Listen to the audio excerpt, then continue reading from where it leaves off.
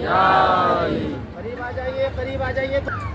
زائرین کرام، الحمدللہ ہم لوگ زیارتیں مسلسل کر رہے ہیں اور سفر عشق و معرفت میں ہیں.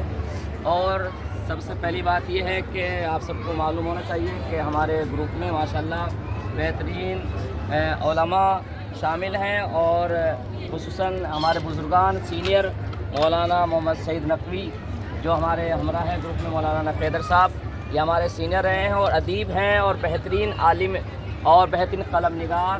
یعنی جتنی تعریفیں کی جائیں اتنا کم ہے، تو آپ لوگ ان سے زیادہ مستفیض ہوں. ماشاءاللہ ہم لوگ بچپنے سے ان کے سامنے پلے بڑے ہیں اور دیکھتے آ رہے ہیں کہ ماشاءاللہ ان لوگوں نے علمی کارنامے بہترین طریقے سے انجام دیے ہیں، اور جو کچھ ہم نے سیکھا ہے وہ سب ان کے بزرگوں کی ہی دین ہے، اور ان کے نقش قدم پر ان سب کے رعایت پر ہم لوگوں نے ساری چیزیں حاصل کی ہیں. تو لہٰذا آپ لوگ اس طرح بھی ہو سکے اس روحانی سفر میں ان سب سے مستفیض ہوتے رہیں. سوال و جواب اس طریقے سے بھی آپ تقاریر اور مجالس کے سلسلے سے. اس وقت ہم لوگ موجود ہیں نہر فرات پر. ابھی آپ لوگ دیکھ رہے ہیں، نظریں آپ کے سامنے ہیں، نظروں کے سامنے نہر فرات اور یہ مقام امام زمانہ علیہ السلام. آپ لوگوں نے سب چیزیں سن رکھی ہیں، بس اس کو پریکٹیکلی طور پر، عملی طور پر آپ لوگ اس کو سمجھتے جائیں. کہ آپ لوگ سنتے ہیں کہ جب امام حسین وارد کربلا ہوئے تھے، سب سے پہلے مولا نے خیمے 2 محرم کو یہیں پر لگائے تھے. امام نے کربلا میں 2 مرتبہ خیمے لگائے ہیں. جب پہلی مرتبہ داخل ہوئے 2 محرم کو وارد کربلا ہوئے تو سب سے پہلے خیمے یہیں پر لگائے تھے. پھر اس کے بعد 3 دن بعد جب جو ہے عمر سعد کے خطوط آنے لگے، پیغامات آنے لگے، پھر مولا نے جب یہاں سے خیمے ہٹائے ہیں، جب آپ کل زیارت کرنے جائیں گے وہاں پھر وہ خیمے نصب کیے گئے تھے.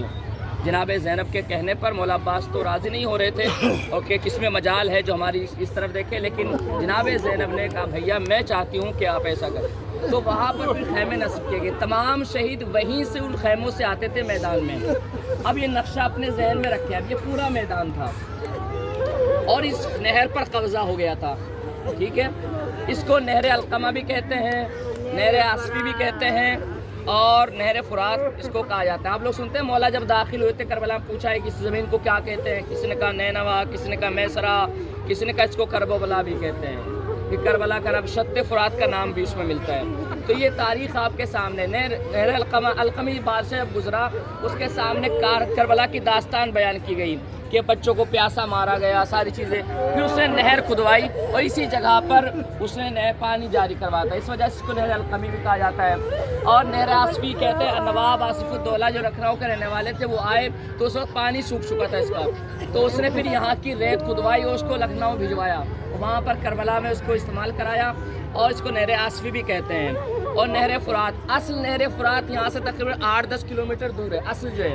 لیکن جب واقع کربلا ہوا اس وقت نہر فرات یہاں پر بہہ رہی تھی. دریا کی خاصیت یہ ہوتی ہے کہ وہ بڑھتا گھٹتا رہتا ہے اور یہ ریتیلی زمین ہے. جہاں پر آپ ہیں یہ ریتیلی زمین ہے. مولا عباس کے روزے سے آپ محسوس کر سکتے ہیں وہاں تک ترائی تھی. اب سوچ لیں تو آپ کے ذہن میں نا مولا عباس کا لاشا ترائی پر پڑا ہوا تھا اور جہاں پر پڑا ہوا تھا اسی جگہ دفن کیا گیا مولا کو.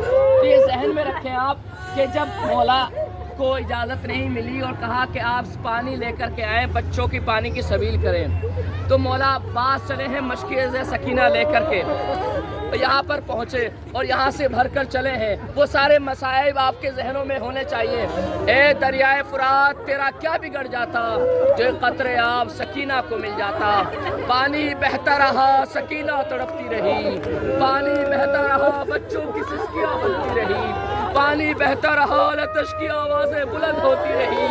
عباس نے پانی بھرا، پوری کوشش یہ ہے کہ میری جان چلی جائے لیکن سکینہ کو پانی مل جائے. بازو قلم ہو گئے، آنکھ میں تیر لگ گیا، پانی بہ گیا، عباس زمین پر آ گئے. ارباب سارے مسائب سنتے ہیں نا، جب مشکیزہ لے کر چلے نا جناب عباس، ادھر سکینہ ہے، بچوں کے ہاتھوں میں خالی کوزہ ہے. بچوں گھبرانا نہیں، وہ دیکھو میرا منہ پانی لے کر آ رہے ہیں، وہ دیکھو علم نظر آ رہا ہے. لیکن تھوڑی دیر گزری، ارے خون میں ڈوبا ہوا علم تو آیا، علمدار آیا. سکینہ نے کوزہ پھینکا، بابا کے دامن سے لپٹ گئی. اے بابا سکینہ قسم کھاتی ہے اب پانی نہیں مانگے گی، اے بابا میرے چچا کو لے آؤ، سکینہ